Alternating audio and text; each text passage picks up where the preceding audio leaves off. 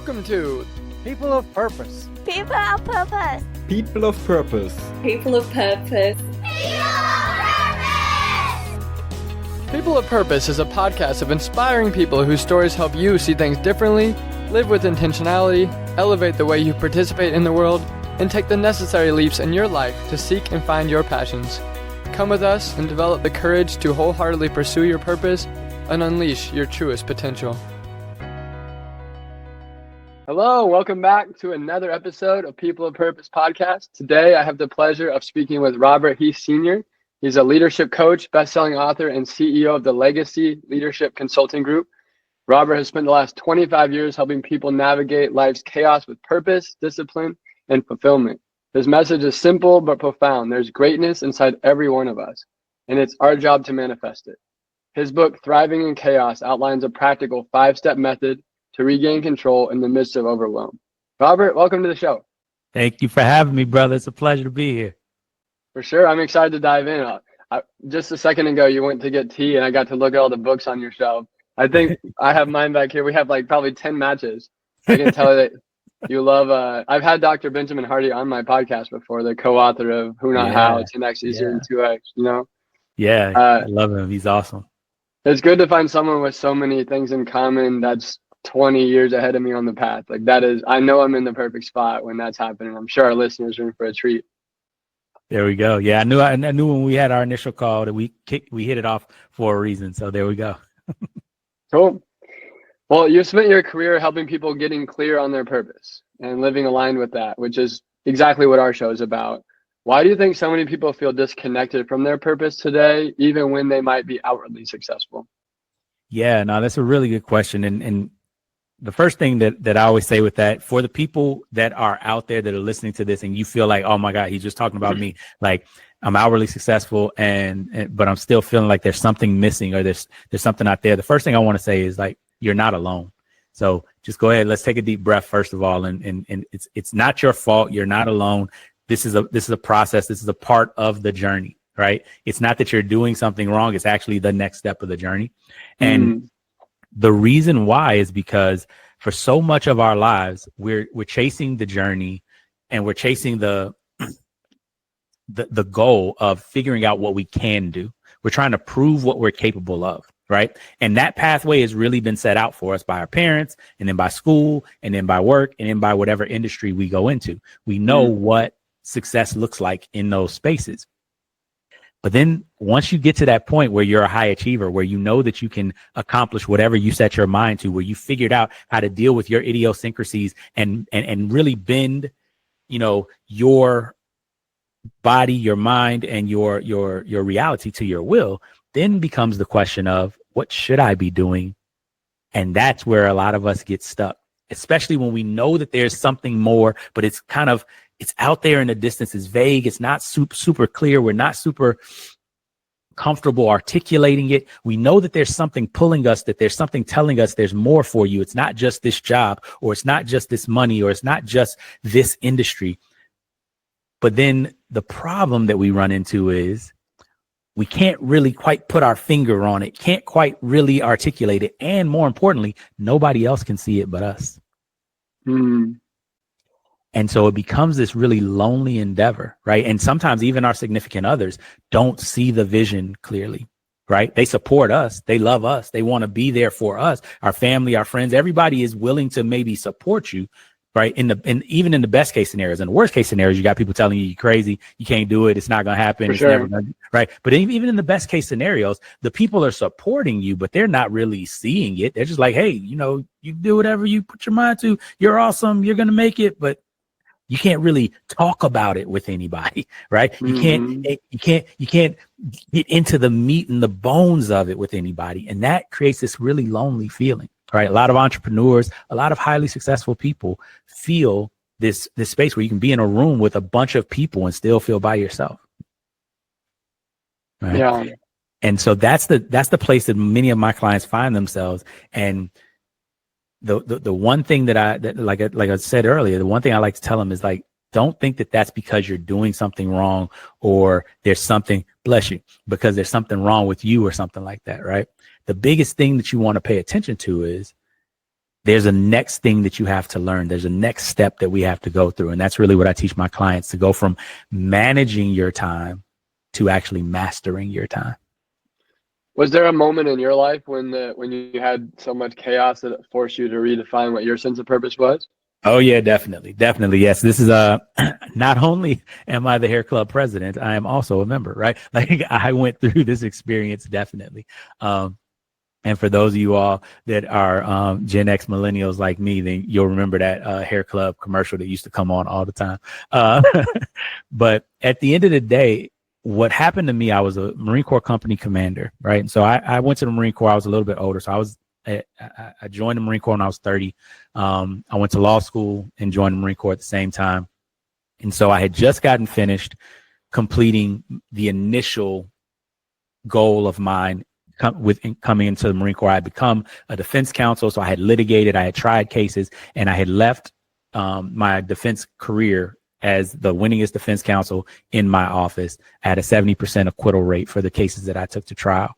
And I'm barreling ahead. I've gotten at this time in my life, I've already gotten a master's degree. I've taught school. I've coached basketball. I've been a school improvement team coordinator. Now I've gone to a top 30 law school, graduated with honors, been a dean's fellow, litigated and become a Marine Corps officer, right? And litigated cases for my clients and been successful at that as well. So now I'm at the kind of the height of my professional powers, if you would. And now I've just been tapped to be a company commander, commanding a company of Marines that are, at the time that I became company commander, we had about 220 Marines and sailors and about 2,500 civilians that we were responsible for as well.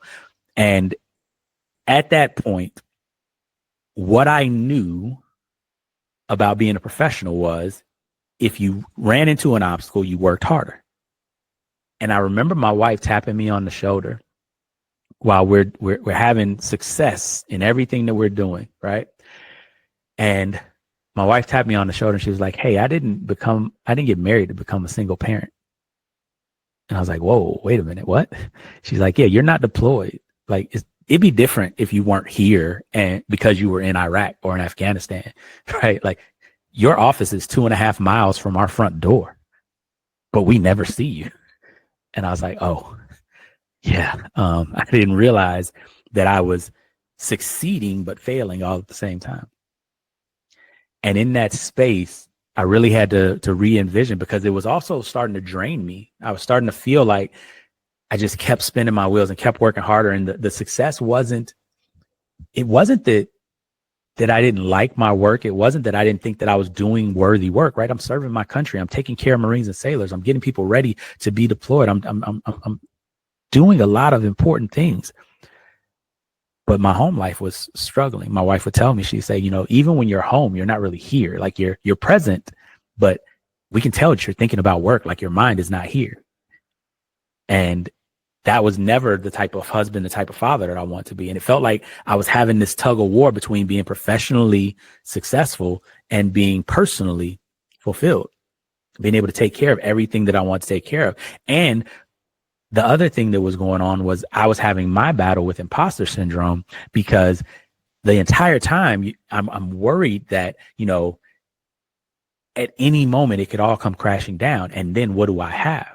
Right? Because I'm still working to become. I didn't feel like I had arrived. I didn't see myself as being worthy of what I had accomplished.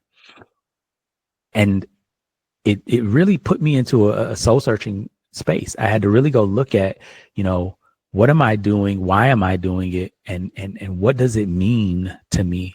And more importantly, how does it fit into my purpose? Who am I supposed to be? Right? I believe that each one of us is here for a reason, that we have a divine purpose. There's a reason that God has for us to live, and that we wake up and we take breath because it's ordained. It's not by accident, right? I love Steve Harvey, the way he said, he's like, "How do you know you got a purpose? How do you know you got something to do today? Are you breathing? Can you see? Can you walk? Can you move?" Exactly. You got a purpose, right? And I think there was something that was so important in that moment for me, was just really taking a step back and asking the question, like, what What is my purpose? What does success look like? And when I looked at that, when I started thinking about how to define success for me, some things changed. The way that I did things changed. Now, here's the funny thing, and I'll tell the listeners, I didn't actually get less professionally successful.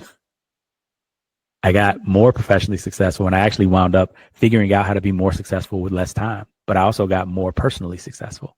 I got to spend more time with my family, more time with my wife, more time with my kids, and take care of my Marines. And why do you think that is, that you became more successful with less time? Yeah, good question. The main thing is that I learned what was necessary to do with my time versus what was the extra that I was doing with my time. Right. So one of the things that, and I talk about this in my book, Thriving in Chaos, one of the things that I was an expert at doing at the time, especially, and I think a lot of the imposter syndrome had to do with this, but also just the standard that I was holding myself to. I was an expert mind reader, and I say that completely sarcastically. I was thinking that I knew what other people were thinking about me. So, for example, when I would get an email, I had a standard that I would email people within 24 hours, right, of getting an email. Perfectly fine. However, if I got an email during the day, I almost felt compelled to answer it right then, because in my mind, what they were thinking was, I sent him this email and he's not responding to it. He's just, blowing me off. I know he's probably at work. He's probably sitting at his desk. What's he doing? He's blowing me off. That was my mind reading. Until I started really looking into it, and I started realizing that, I would fire those emails right back to people. And of course, they would be asking me for something. Hey, Captain Heath, we need to do something here. And I'm just wondering, can you get that done for me? And then I would fire right back within 10 minutes of having received the email. I would fire back, but I would have a question because I needed something answered before I could give them what they wanted. You know how long it would take them to give me the answer back to the question that I fired off to them? 2 or 3 days. Exactly. And I was like, oh, wait, if they were actually sitting at their computer expecting me to answer right now, they wouldn't have taken 2 to 3 days to get back to me. Maybe my ability to mind read is not as good as I thought it was, right? And I started realizing that other people are busy and they expect me to be busy, especially in the position that I was in, right? And I started being able to really reduce my interruptions, reduce my distractions, and like I said, take ownership of my time. Because here's the reality. I was the person that was allowing people to take up my time. They weren't, strong arming me to get my time. I was willingly giving it to them and teaching them that I was available at all hours of the day and night, that I would respond in minutes, all of these types of things that were not necessary, that they were not even asking for.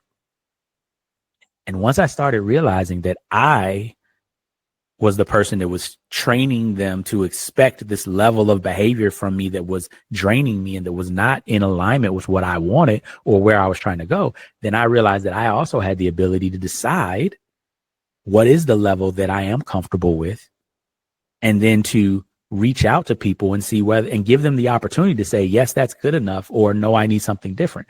And what was amazing to me is the vast majority of people, 90% of people, were comfortable with the new level that I set that was actually working for me. And so how did you decide what was still worth your time at that point? Did you have some sort of filter or way to get clear on that? Yeah. I read a ton of different books, right? And so I won't act as if I created any of this myself. It's the mass collection of all the books that I read. I read, How to Win Friends and Influence People. I read 4 Hour Work Week by Tim Ferriss. I read 7 Habits of Highly Effective People by Stephen Covey. Just a bunch of different books on how I could really master this interdependence thing, how I could be there for people, but also be there for myself. And the thing that I started to realize was there were different levels of importance. And one of the things that Stephen Covey talks about, he calls it the Eisenhower matrix, right? Which is the distinction between urgency and importance.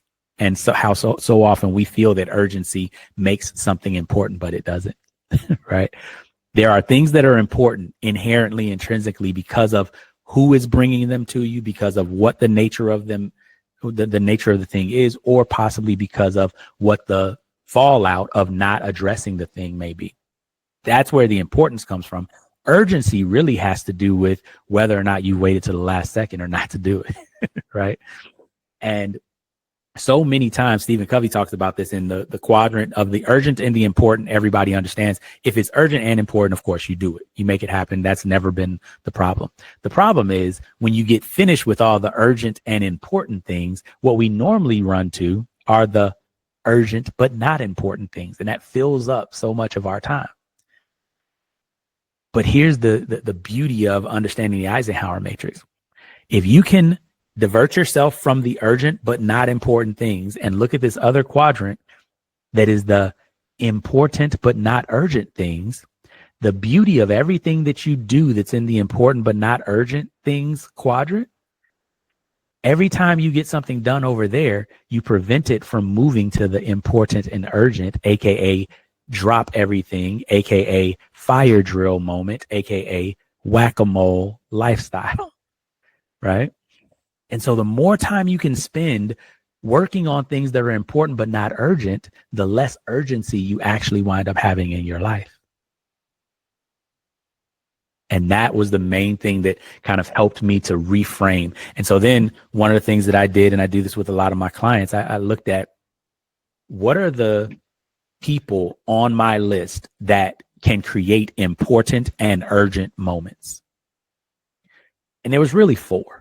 Right. So there was my boss, who was the commanding officer of the battalion. And there was his number 2, which was our executive officer of the battalion. Those 2 people, if they came in my office, I had to drop what I was doing. If they called me on the phone, I had to drop what I was doing. Right. And one other person in that chain was their boss, who was the commanding general of the base. If any of those 3 people needed to get in touch with me, no matter what I was doing, they instantly became the most important thing that I'm doing. Right. The only other person that was on that list was my wife, and vicariously through my wife, my children, right? But they were small. They could call daddy at work, right? But my wife, and if there was something with the kids. So I had a 4-person list that I had to worry about being distracted by. If I got an email, if I got a phone call, if I got whatever. Everybody else was not on that list. Everybody else I could get back to within 24 hours and they would be more than okay. And realizing that, just being able to look at that, it allowed me to filter out distractions. It allowed me to not feel like I had to jump every time my phone rang, every time something happened, right? And that in and of itself, that peace that it gave me allowed me to be much more productive. So that by the time I was about 5 or 6 months into my journey as the company commander, I would get into work about 7:15 in the morning. And by lunchtime, I was done with everything that I needed to do for the day. Because I had the ability to focus and to prioritize and to take ownership and mastery of my time. Yeah. That's gorgeous. So, in your book, Thriving in Chaos, you share this 5-step process that helps leaders essentially get to where you got, like rising above the overwhelm, consolidating their work days into only what really matters and what drives their purpose. Can you walk us through that framework and also some backstory about how that came to be? Yeah, definitely. So, after a while of looking through this and then seeing that other people were struggling with the same thing, right? It's really interesting. Once you kind of get to the mountaintop, you can look back down and you see the people that are struggling. You're like, oh, you just need to move over here. You just need to do that thing, right? Like you see so much more clearly. And that's how it happened for me. There were so many people that I met that were in leadership roles that were struggling with similar issues that I was struggling with from before. And so I started thinking about, how do I make this simple? How do I make this, something that's comprehensible, something that people can follow, something that they don't have to, figure it out and cobble together 50 books like I did to try to understand this. And so I came up with basically a 5-step process. And that 5-step process basically goes as follows. And, we were talking about this a little bit off camera. You talk to me long enough, you'll hear me talk about step 1, because step 1 is always the most important. And that is defining success. You see, so many people struggle to get to anything else because we don't know where we're going. Mm-hmm. Right. And if you don't know where you're going, there's a famous Yogi Berra saying that says, if you don't know where you're going, any way will do. Right. At the end of the day, we do so much studying about how to do stuff, but you first have to define where you're going and why, because that tells you what hows are available. So step one is always defining success. And that's where, for people of purpose, this is a really key and crucial thing, because it's not just success in the moment. For me, it's first success in life in general. What is your purpose? What are you moving towards? What is your North Star for your life? And then we can look at in the here and now, what's in alignment with that purpose? What's a destination that's on the way to that purpose? So that's the first thing that I always try to help people walk through.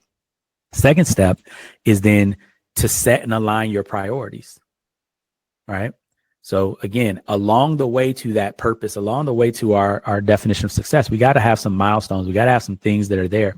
And one of the things that a lot of people struggle with is oftentimes when they ask that question, what's my purpose, or what am I trying to accomplish? It's this big goal. And the problem that a lot of people run into when they just do step one is that step one by itself can leave you feeling very overwhelmed, because it's huge. Normally you have an amazing vision. You've been given, right? The purpose and the why of what you're building is a lifetime of work. And we start looking at it and we're like, oh my God, how am I going to do all of that? And I understand that. I get it. And the thing that I tell people is, you got to remember that we don't eat an elephant all at once. You eat an elephant one bite at a time. And so the key thing that you have to learn how to do is to take that big vision and shrink it down and break it down into pieces, into chunks, into then bits and then bites, right? And those bits and bytes have to be ordered. They have to be sequentialized. They have to be prioritized, because you can't do everything at once, right? And a lot of times I'll tell clients, it's like playing chess. A grandmaster in chess can think, 20, 25 moves ahead. But it's not just your ability to see the plan that's important. It's your ability to prioritize and organize the plan and do the moves in the appropriate step, in the appropriate order. A grandmaster will look like a novice if he does move 21 when he should do move 3. Right? Right. And so setting and aligning our priorities is a really important part of this whole process, and really understanding what are we doing next? What are we doing in what order? And also giving ourselves the grace to say, hey, this is, step 5, 6, 7. I don't have to be as clear on those steps as I need to be on steps 1, 2, and 3, because some of the stuff about those steps I'm going to learn as I go through these next couple of steps. And it gives us the ability to not have to see the entire picture, to not have to see everything with 4K clarity, right? Yeah. And so step 3 then is what most people are really good at, which is scheduling priorities. Most people are great at creating to-do lists and creating, lists of things that we need to accomplish, making meetings, calendars. They've even got AI stuff that can make your calendar and adjust your calendar for you now. But the one key thing that many people miss when we talk about scheduling your priorities, step 3, is that you got to start with your priorities. You'd be amazed at how many of the people that I interact with, that their playtime with their kids, they're going to the doctor, all of these things that are extremely important to them, right, are never on their calendar. Right? And so one of the biggest things that I talk to people about is you've got to really re-envision your calendar, not as a list of reminders for you so much as it is a roadmap for your day. And that roadmap should have on it the stops that you definitely want to take time on and make sure happen. Because here's the thing that we know. If you don't put it on your calendar, it oftentimes won't get done. And so we've got to make sure that we're putting the most important priorities on that calendar, and that we're telling our calendar what's important to us instead of letting our calendar tell us what's important. Yeah, absolutely. Yeah. So that's step 3. Step 4 is probably short of step 1. Step 4 is the hardest step that most people deal with. And this is setting and enforcing boundaries, otherwise known as handling interruptions. So many of us, Mike Tyson famously said, right, everybody's got a plan until they get punched in the mouth. Right? So many of us have these beautifully manicured calendars and schedules, and then we get into the real world of our day and stuff just starts coming and people are at your door. You got phone calls, you got this, you got that. And the problem that happens for a lot of high achievers especially is, right, I go and talk to leadership teams at companies, and oftentimes the first thing I'll do is I'll say, okay, so what does good leadership look like? What's a good leader doing every day? And of course, it's counseling their team and coaching people and setting expectations and encouraging and checking up and doing audits, right? That's the things that's supposed to be happening. Then I'm like, so what do your days normally look like? They're like putting out fires, playing whack-a-mole, answering emails, being in meetings. Why does the ideal leader's day not look like your day? And it's because most of us, when we get into leadership roles, especially because we're the high achievers, because we're the doers, we become immediately senior member of the fire brigade. Whatever fire there is that it needs to be put out, everybody comes and gets us. Right? And that's because we're really good at putting out fires. But that's not really what we need to be doing necessarily. As a matter of fact, we already know what we need to be doing. We've already defined success. We've already set and aligned our priorities. We've already scheduled our priorities. So now it becomes a task of protecting the decisions that we've already made. You see, Gary Keller in the One Thing, he says it this way. He says, in order to say yes to anything, that means saying no to everything that's not that thing. Right. And so many times, right, we're helpers, we're problem solvers, we're leaders, we're people, right? We care for people. We want to take care of things. We want to make things better. I can't say no.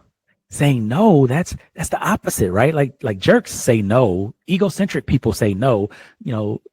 Curmudgeonly people say no. I'm supposed to be helping. I'm supposed to be fixing. I'm supposed to be doing more. That's how we feel. It feels like saying no to people is antithetical to helping people. And what I like to teach my clients all the time is you have to understand that setting and enforcing boundaries is important for two reasons. The first reason is because of what I like to call the resentful martyr syndrome. And that's that syndrome what most of us have felt at some point in time, where you have gotten to be the go-to person and you're sitting in your office, you're kind of just took a sigh of relief because you just finished another problem that you didn't need to solve, but you did because somebody brought it to you, and you have that thought in your mind, you're like, if somebody asked me to do one more thing, I'm gonna scream, right? And that is really the antithesis of the helper. That feeling of I don't want anybody to ask me for any more help because I'm tired, I'm done, I'm frustrated. That's where we don't want to go. That's who we don't want to be. Right. And of course, because we don't want to be that person, we internalize all that resentment and we continue to just sacrifice ourselves for the greater good, wherein we get the resentful martyr. Right. Absolutely. And oftentimes we feel like there's no other option because, right, we've got the one option, which is to just tell people no, but we don't want to be that person. Again, that's not in alignment with who we are and who we're called to be. But what we've never figured out is how we can be the person that creates synergistic solutions, the person who creates win-win scenarios, the person who enlists others to say no to themselves for us because there's other ways that they can get done what they need to get done. What do I mean when I say that? When I was not a prosecutor, I'm sorry, defense counsel, when I was a litigator, especially toward the end of my tenure as a litigator, again, I was one of the best litigators in the office. So of course, the younger attorneys in the office, who are they going to come ask questions and ask to learn things from? Me, right? But also, who has one of the heaviest caseloads at the time because I'm one of the senior and one of the better attorneys in office? Me, right? So I had to figure out how can I get them the information that they need, but without necessarily giving it to them myself. Because I've got to prepare for trial. I've got to go to court. I've got to do all this stuff. And what would happen is that I learned the power of delegation. And I also learned something really important. And I think I want your listeners to kind of really, really lean into this. Every time that somebody comes to you to solve their problem, they don't necessarily want you to solve it. They want it to be solved. Mm-hmm. And so what I did was I figured out there are other great attorneys in this office who are also not as busy as I am, right? And so instead of just telling them to go find somebody else, because that might not be, they don't know that person. They're not as comfortable with that person, whatever the case may be. I was able to make a simple phone call. Hey, Joe, Susan is in my office and she's got a question on foundational evidence. You got some time to talk to her about that and run her through it? I know you're really great at it. Yeah, you do. Can I send her down to your office? Perfect. All right, Susan, Joe's waiting for you. Go check him out. And if you got questions after that, here are the days that I'm open next week when I'm out of trial. Come back and talk to me about it again. You know what happens when Susan leaves my office? She feels really supported, seen, understood. Bingo. And she gets her question answered. Win-win scenario, synergistic scenario. I'm able to maintain the relationship. I'm able to help, but I'm also able to get back to the case that I need to do because that explanation was going to take me a half hour that I didn't have. But in a 2-minute phone call, I was able to save myself 28 minutes. Mm-hmm. Right. And so handling interruptions is an art and a skill all in of itself. It takes a lot of pre-planning and pre-thought because there's a lot that goes into handling interruptions that people struggle with. One of the things that people struggle with is it's the hardest to deal with interruptions in the moment. Mm-hmm.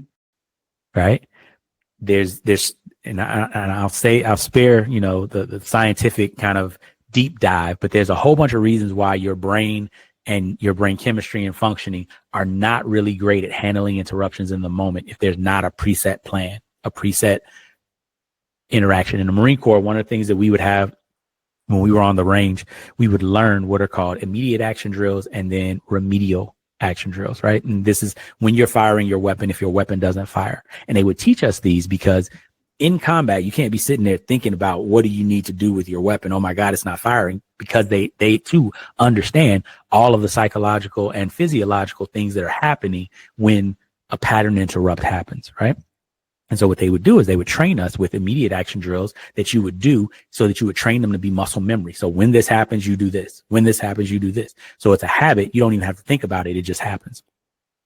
And similarly, remedial action drills are kind of a second order habit. That's like, okay, that's not working either. Boom, go to this so that you can stay in flow, so that you can stay in that moment. And that's one of the things that I really work with my clients to learn how to do, because what are going to be the appropriate action drills for you are going to be different depending on your circumstances, your situation, your idiosyncrasies. See, it's a lot easier because the Marine Corps, right? We select the same types of people. We train them the same way. They're doing the same type of job. So it's a lot easier to just create immediate action drills and remedial action drills. But for the various industries that we have high achievers in and the various things they're doing, because I've coached people who are working in Fortune 500 companies. I've coached entrepreneurs, nonprofit leaders, etc. Those are very different worlds with very different needs. And so one of the things I help my clients to do is to figure out what are the best immediate action drills and remedial action drills that you can create for you, so that you can stay in your state of flow and get more done. And then, of course, step 5, and this is that kind of transition, is hacking habit. Like we just talked about, you want to be able to make it so that you don't have to think about it. Like, have you ever had that experience where you're getting ready to leave work and you remember, you're like, I got to go to the store before I go home. And then as you're leaving work, you're on the phone, you're calling, you're talking to somebody, boom, and you wind up and you're at your driveway. And you're like, oh, man, I was supposed to go to the store. Right? You completely forgot you got home and it was almost automatic, right? Yeah, and maybe I don't remember until that my wife says, where's the thing you said you were going to get? Oh, exactly. Now, you didn't make a conscious decision to drive home. Your body automatically did that. You actually, when you left, were like, let's go to the store. And then when you got to the normal turn, because you were distracted and you weren't on that program, your body went where the habit told you to go and you turned habitually down the street. Habit is a powerful thing. As a matter of fact, we make 40 to 50% of our decisions every day habitually, AKA without thinking about them consciously. What if you could make your success decisions, those decisions that you don't think about consciously? What if the decisions that you make that make the difference between getting a client, that make the difference between working out, not working out, all those things, what if you could make them habitual rather than conscious effort, conscious thought? Well, the answer is being successful would be a lot easier. And that's the difference when you look at the Tyler Perrys and the Kevin Harts and the Elon Musks of the world and Jeff Bezoses of the world. Much of the reason why they're able to accomplish as much as they're able to accomplish in the same 24-hour period that we have is because they have embedded into their daily routines certain success habits that allow them to be much more productive in the same amount of time that we have. Yeah. Can you make that more tangible about how they are wiring it into their success habit? Like, what does an Elon Musk do that maybe I'm not doing? Yeah. There's a perfect example so somebody who probably had a lot on their plate, right? President of the United States. I remember President Obama, when he was president, talked about this, and he talked about the fact that he has to make so many decisions in a day, and he needs their weight of the world types of decisions. So one of the things that he did in order to allow himself to be more present for those decisions was he eliminated a lot of the decision making that was not beneficial to him throughout the day. So, for example, if you notice, when Obama was in office, generally he wore a blue suit or a black suit, right? And he had certain color ties and certain color shirts. That was so that when he woke up in the morning, he didn't have to think about what he was going to wear. He could just simply go grab something, know that it was going to match, know that it was going to fit. And, a lot of people will remember there was this big uproar when one day he wore a tan suit and everybody's like, oh my God, what's going on? Right. At the end of the day, it was such a pattern interrupt because he was always blue or black. But part of the reason that he did that was because that made it so that he had one less decision that he needed to make. If you go back to one of the things that we talked about earlier, when I was looking at how do I decide if I answer a phone call, if I'm going to allow myself to be distracted by a phone call. So one of the things that I knew was I was working in time blocks. So I would work for 30 minutes, 60 minutes, 90-minute blocks. If someone was calling me and it was an emergency, that person could leave me a message on my work phone.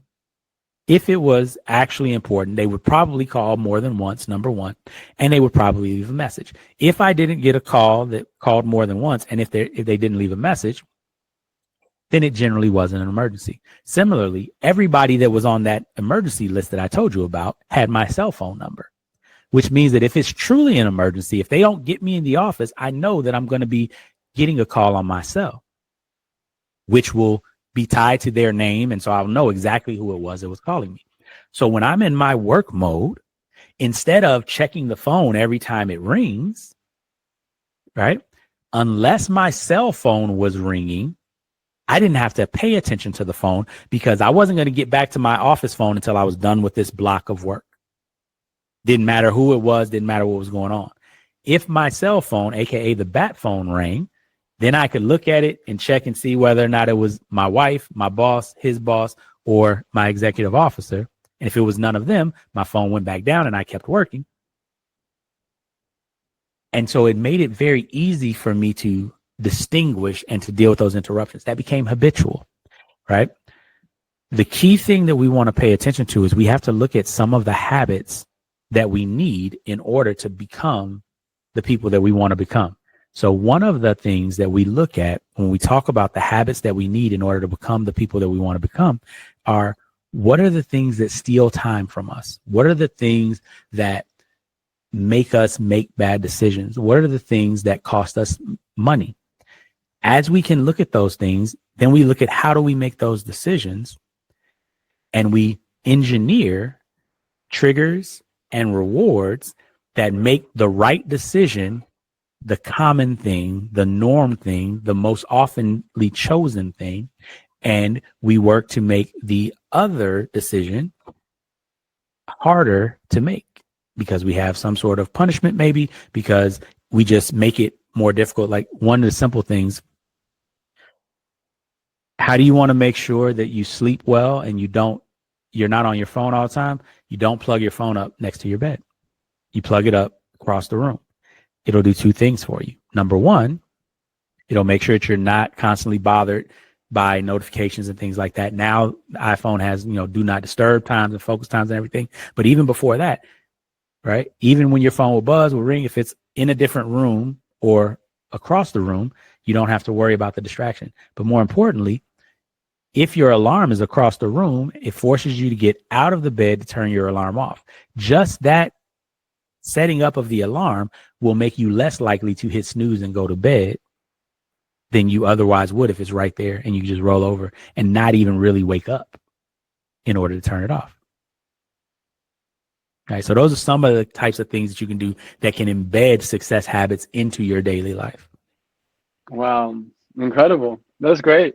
Thank you for sharing all that. That's a lot of wisdom and a lot of thousands of hours of your life packed into this 5-step process. It's really cool. Yeah. Well, I appreciate it, brother. And I know that we were talking a little bit off camera. I know you're dealing with some things. I'd love to kind of walk you through. One of the things that we do with clients is what's called a clarity call, right? And I would love to maybe give you some time to kind of walk through defining success and looking at what that looks like with you, with a lot of the things that are going on differently in your life right now. Let's do it. All right. Awesome. So, and maybe for the benefit of listeners, talk a little bit about kind of what are some of the feelings or what are some of the issues that you're working through right now? Yeah. So right now I'm working through change and transition, getting rooted, grounded, having a foundation. A lot of my last 6 months of my life has been very dynamic. I moved to Thailand, into the middle of nowhere, like village my wife comes from. There was no one I could speak English to, like at any reasonable pace and depth. We gave birth to our daughter, so I had a newborn, first time ever doing that. I took a paternity leave, so I took 5 weeks with no email, no Slack, no business and work, which was the first time I've ever done that as an 6-year entrepreneur. And there was a lot of systems before that I was like really building up to be able to dive into that. So the preparatory work was a lot.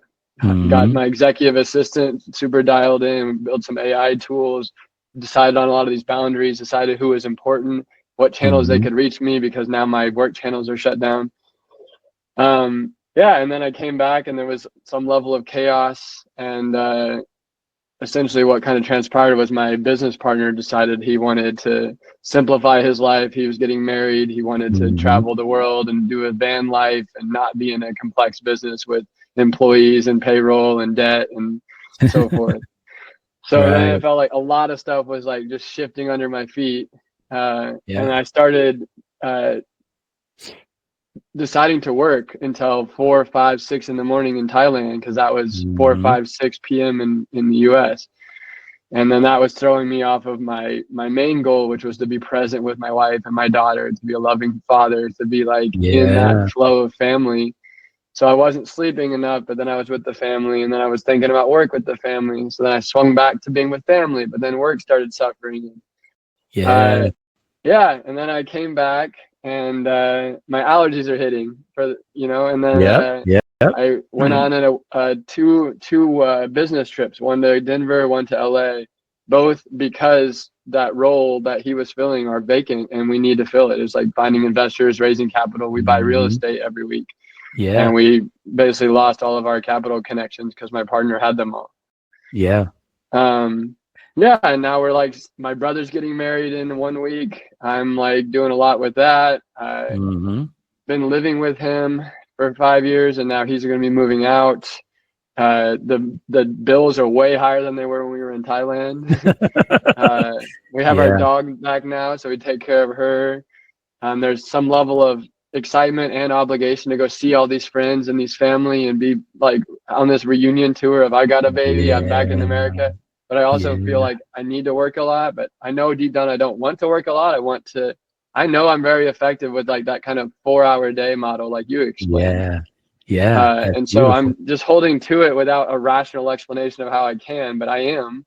And that feels good. And it feels like there's a whole bunch going on, but I'm believing there's an easy path that's in my gifts and in my flow, that the things are coming to me, and I don't need to go and like super strive to have that happen necessarily. No, that makes perfect sense. And so listening to everything that you have going on, it sounds like I heard you say there's a lot of change, there's a lot of transition, There's a lot of plates that you're spinning and a lot of balls in the air. Mm-hmm. And I think one of the things that's so important sometimes for us to be able to do is just kind of sit and remember, like, that's okay, right? One of the reasons why I call the book Thriving in Chaos is because a lot of times we believe that we're supposed to, make everything unchaotic and make everything just the wind and the rain and everything will die down. And the reality is it's not about controlling the outside. It's about not allowing the outside to control the inside, not allowing the chaos that's out there to disturb your peace that's inside. Mm-hmm. And so there's a book that I highly recommend anybody that's going through, especially the level of transition that you're going through, Tanner, is called Managing Transitions by William Bridges. And one of the things that he talks about in the book is he normalizes, if you would, this process so that we can understand a little bit more what we're going through instead of feeling like it's chaos. And again, like it's our fault, like we did something wrong, instead of realizing that this is the leveling up. This is the new thing. And what he talks about in Managing Transitions, there's kind of 3 stages that we go through when we're dealing with transition. The first stage is grieving the stage that we're leaving. Right. Grieving the thing that was. And a lot of what I heard coming out and what you were talking about is like, right, your partner is leaving. You have become a new father. Your brother is getting married. These are all right. Your partner is going to live a life that he is enjoying. It's a positive experience for him, but you're having to grieve the relationship that was, because it's going to be different in the future. And similarly with being a father and a husband, there's a different responsibility level, and there's a grief that is happening from that other life. And moving back to the States, there's a grief that is happening from being able to take the paternity leave and be in Thailand and all of those different things. But change isn't bad just because of this grief. It is different, but it's not necessarily bad. And we go through the different 5 stages of grief, but then there's a stage after the grieving where we get into this limbo of, okay, well, what's next? And that's not necessarily positive or negative. It's just like, and part of it can feel negative because it's so blah, right? It's not inspiring. It's not, oh my God, I've got the new idea. I've got the thing. I know what I'm doing, etc. And that's where a lot of people find themselves, even when they're comfortable with the fact that change has to happen, until we have that new thing that we're moving towards, we're really still struggling, right? And it's alone because you don't really have a reason to be depressed or despondent or anything, but you know that you like to be in that space where you're moving towards something, where I'm moving towards my purpose, where I'm walking in a direction. And that's where that limbo space, you're not doing that. And so what I would like to do with you is to go through and help you to get to the 3rd stage, which is the stage where you have the new idea, you have the thing where you're excited. And this is really what I like to do with the clarity calls. Like I said, step 1 is defining success. And what I would like to do is just kind of walk through for you and talk away from the kind of feeling of the either or that you are articulating, where I feel like I have to work hard, but I want to do this 4 hours and I can't see how I can do. So I feel like I have to choose family or hanging out or business, or right. And we want to get away from the tyranny of the or. And what I want to do with you today is I want to kind of try to figure out the both and. So if you could walk me through, if you could wave a magic wand, if you could do whatever you wanted to do, what would success look like for you in the next 12 to 24 months? Success for me in the next 12 to 24 months looks like my roles are in coaching people, coaching our leaders, putting together a big creative deal where my role is in relationship building and trust earning, where I spend my time at work when I'm not with a client or our team creating content that basically like this. I'm interviewing someone that is a mentor to me about topics that are very relevant. So I'm a learner and I'm a student. And then I'm also sharing it on social media. So I'm speaking about it on social shorts or YouTube. I'm doing some writing about it, and leads of all sorts are coming through our business because of my personal brand, but they're working with some operator that we've partnered with, or my company's direct operator. And like you said earlier, they're just doing that 2-minute phone call and filtering them to the right person that can help them. I love it. I want to have a second baby. So would love to have a son. So we have one daughter, one son. Want to spend the winter times in Thailand and feel like I'm not in some guilty spot where the business is going worse because I'm doing that. So that would look like living most of like probably 3 months in a villa in Phuket near the beach, going to the gym every day, eating healthy, sleeping well, having some community there of entrepreneurs that are fairly retired, but they're doing everything out of joy and creation, excitement. I'd like my cash flow to be, 250,000 or so a year. That's coming in from just doing things I'm passionate and excited and joyful and gifted at. I'd like to have equity in real estate and maybe some level of stocks and cash and so forth of $2.5-3 million, so that I know that if everything had to stop, we could live off the interest of our investments. I would like to get guests that go beyond just the interview here, and like I do things in physical community, like go on a retreat they put together, join a mastermind that they're in, have some business travel that also incorporates my family coming to the spot with me. I want to still be business partners with my brother. I love being with him. I want to help. I want to get to the point where we're operating our business in multiple cities, so a second city or third city, and each city we're doing 10 plus homeowners a month getting home ownership through a platform we built that supports business owners, recent immigrants, entrepreneurs to getting home ownership. Nice. I want to do some sabbatical style learning where I'm going to a place for a month or two and getting immersed in a lifestyle that I really like. So that would be missionary work through my church. I'd like to go to Israel and do some stuff there, Central South America, things where you're in service and in contribution and volunteering. I'd like to go to some living communities where people are intentionally designing their community and they're living in some sort of shared little economy, kind of like a modern village, of people that are inspiring to be around. I'd like to do occasional speaking on stages about the vision that I'm after and so forth. I would like to guest on some shows for myself and talk and give that. Love it. Yeah. And awesome. This is great. So I'm gonna read back to you some of the things that I heard, and you tell me whether I got them right. So over the next 12, 24 months, success for you looks like you're coaching people, you're developing creative deals, you're creating content, and your content and your coaching and all the things that you're doing is leading to lead generation. And you've got an operations team that gets to take care of all of that kind of stuff so that you can stay focused on the coaching and the deals and the content. You want to have another child, a son, preferably. You want to be able to winter in Thailand with your family and enjoy yourself out there. And all of that would be, great in addition to having cash flow of $250,000 a year and equity and assets in the $2 to $3 million range, because that gives you that cushion that makes you feel like you're comfortable. Like if everything stops for some reason, you still are right living off the interest.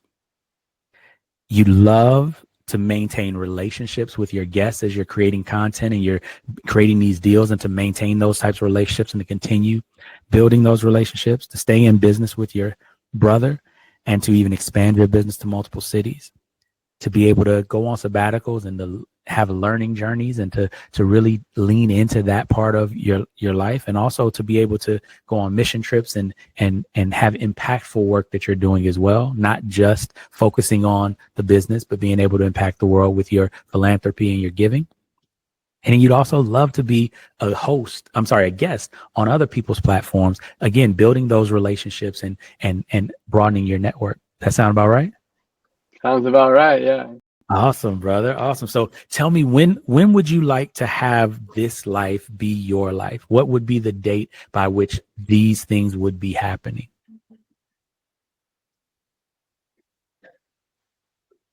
Um, June 1st, 1 month from now. Is that unreasonable to declare? That's a very good question. We're going to get into whether it's unreasonable to declare, but I want you to give me, we said 12 to 24 months. So give me something within the next 12 to 24 months, a definite Oh, I time got you. where you see it definitely happening. We'll see if it can happen earlier. We'll see all the rest of that type of stuff. But first, what's a time that you, if it was happening by this time, you would be ecstatic? Yeah, I would say about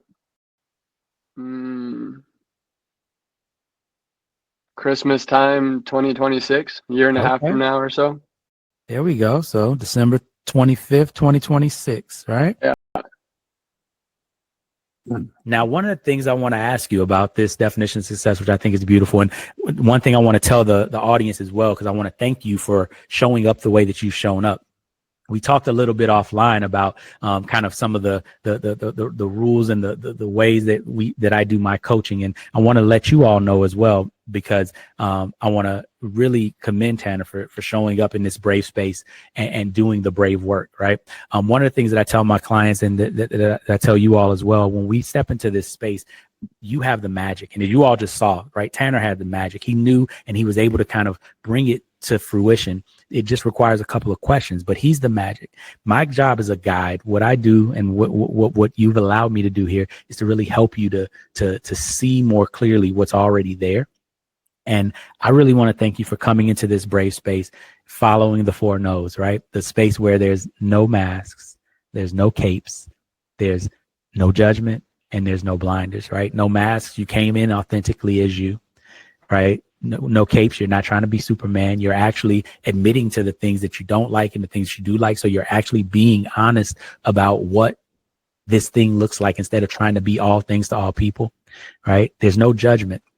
And this is the key. And I want you to remember this as I begin to ask you some of the next questions, right? This is not a space where we're going to judge ourselves for what we should be doing, what we should know, all the rest of that. I love to follow the great advice of Dr. Maya Angelou that says, give yourself grace for what you didn't know when you didn't know it. When you know better, do better. And in this space, we're going to ask some questions. We're going to talk about some things. And I want you to remember that as we go forward and continue.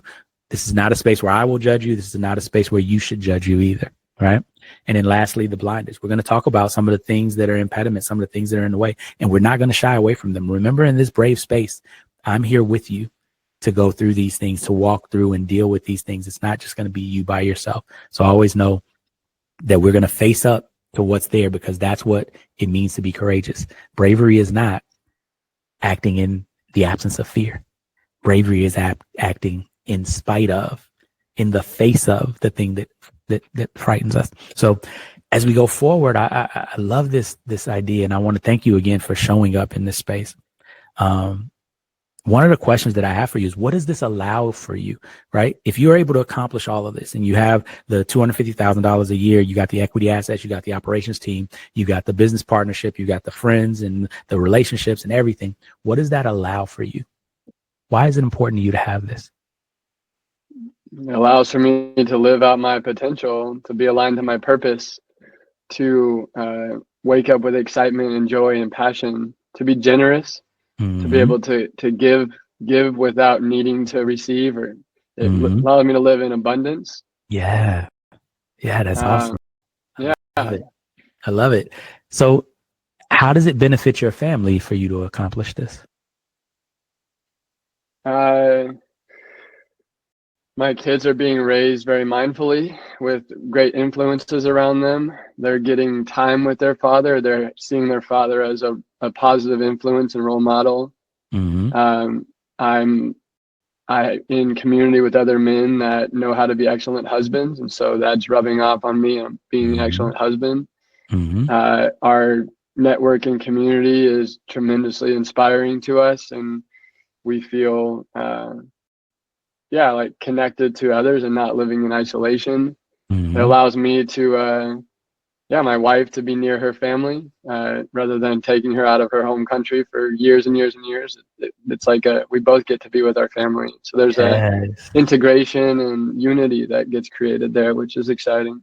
I love it. I love it. This is awesome. So looking at where we are in reference to this goal right now, if you had to rate how hard this goal is going to be to accomplish on a scale from 1 to 10, 10 being super difficult, climbing Mount Everest type of goal, and 1 being, just walk across the street, what would you give achieving this goal on that scale? Maybe an 8. Okay, maybe an 8, right? And one of the reasons that we ask that question is to make sure that we're aware of what we're saying that we want. And so one of the other questions that I have for you is, what level of change are you comfortable with in achieving this objective? How comfortable are you with going for a level 8 type of goal? Yeah, I'm a yes to the change. That's what I've been doing. When I All made the right. choice to go back to Thailand for the birth, that was a big one. And we went through that, and now we're changing on the way back. And yeah, it's all good. I'm staying calm and peaceful inside, and I know my truths. Yeah. I love it. I love it. That's awesome. And so one other question I would ask you is, as you look at it right now, is that level of change worth this result? Like when you look back at it after you've accomplished this and you've had to do all of the changing that you're going to have to do to hit that level 8 type of goal, is it going to be worth it to you?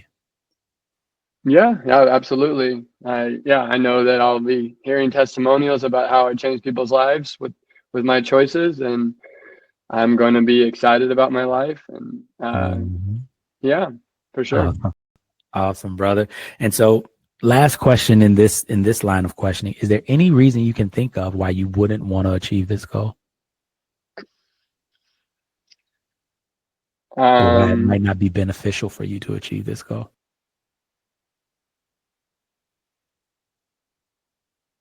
Probably more just in the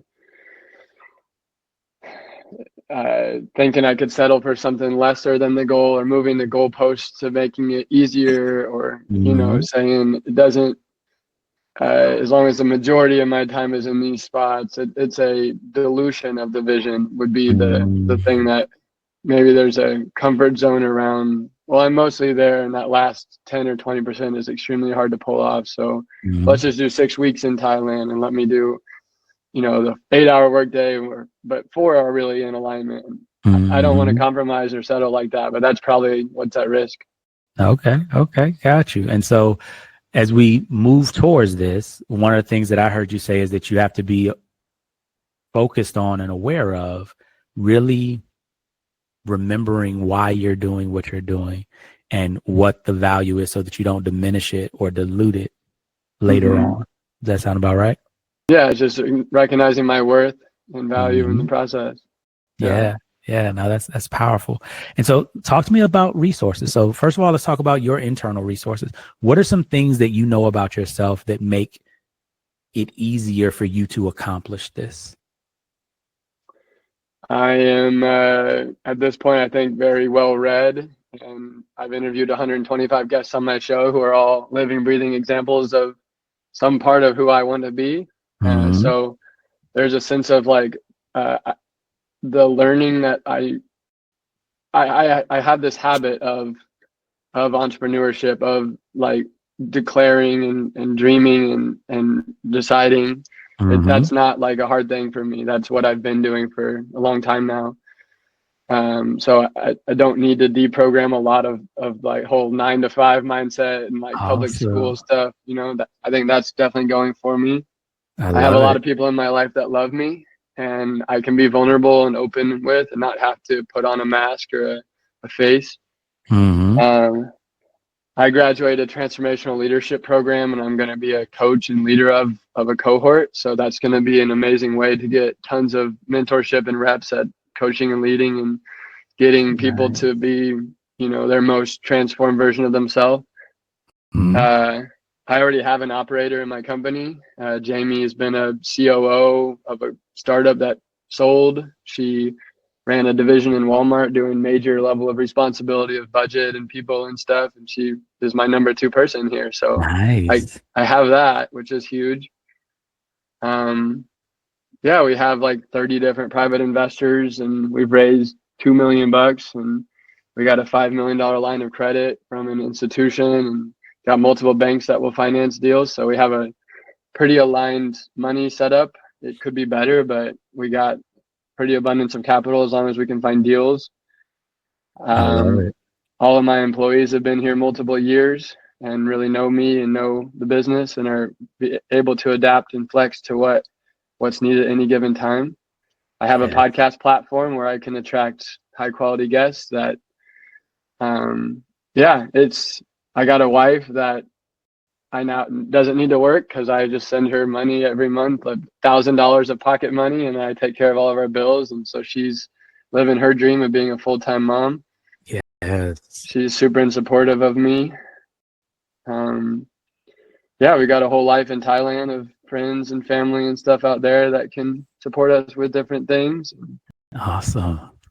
Yeah, it's mostly just about keeping those boundaries and knowing the value. And yeah, I love it. I yeah. love it. So one other question, as you move along this journey, what resources do you have of other people that, and I know you talked a little bit about with your podcast guests, but what resources do you have available to you of people that have done what you're trying to do that you can lean on? Yeah, I think that's an area to be more intentional about. I haven't sought out new mentors for a little while. That's kind of why I went on the business trip to LA last weekend, is with the family office club. So there's a bunch of founders that have sold their companies and now have what they call a family office, basically like a investment company for their family. And so I got to talk to several people that, have a 5, 10, $15 million net worth and invest in startup businesses, and I do a lot of financial planning and stuff. And yeah, I have a call today at 2 with someone that's selling their real estate investment company for $1 billion, and I get to talk to founder CEO. There we go. There we go. A lot of it is just making people aware that I would like to talk to someone like this. There we go. That is awesome, brother. That is awesome. So it sounds like we've got a lot of resources that are available to us to make this happen.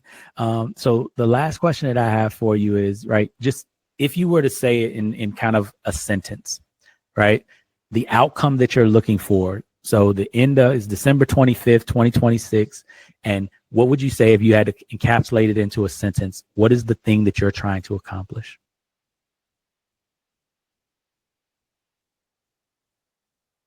Transforming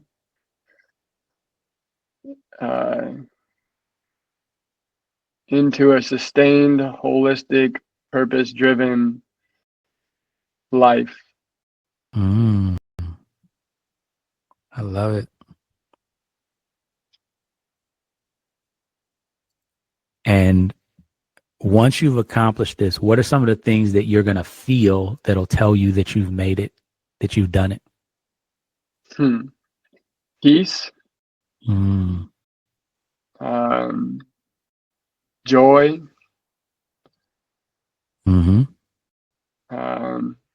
Gratitude. Generosity. Abundance of time and energy. Passion. Alignment. Synergy. Unity. I love it. Awesome. Power. Ooh, there we go. So alignment, synergy, unity, power. Influence. Authenticity.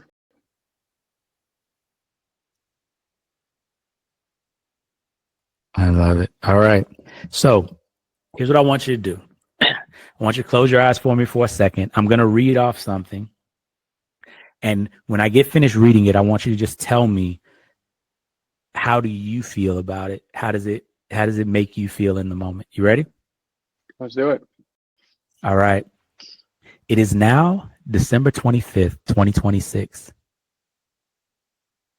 I have transformed into a sustained, holistic, and purpose-driven life. I see my business generating $250,000 a year in cash flow. We hold equity and assets of $2 to $3 million. I have relationships that span more than just the individual interactions with my guests.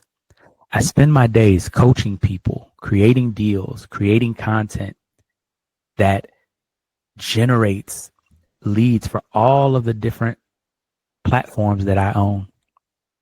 I have a phenomenal operations team that runs the businesses and allows me to live a life where I get to spend time with my family. I get to take sabbaticals. I get to be generous and giving of my time. I get to spend time guesting on other people's platforms and attending other people's workshops.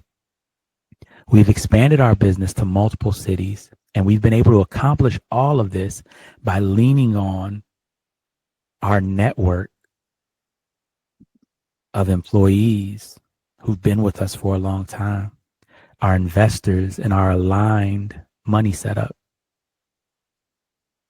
My amazing seasoned operator, who's my number 2, my transformational leadership community, my entrepreneurship mindset, and my phenomenal support network and the people in my life.